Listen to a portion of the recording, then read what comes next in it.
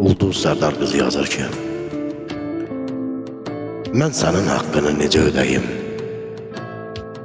Fəxrim, fəxarətim, fərəhim atam, göçümdə çırpınan vuran ürəksən, doğruluq, düzgünlük, məktəbim atam. Haqqı ödənməzdir alın tərinin, halal zəhmətinin, duz sürəyinin, nə yorğun gecələr, nə gündüzlərin, səddəm qibləgahım, pənahım atam.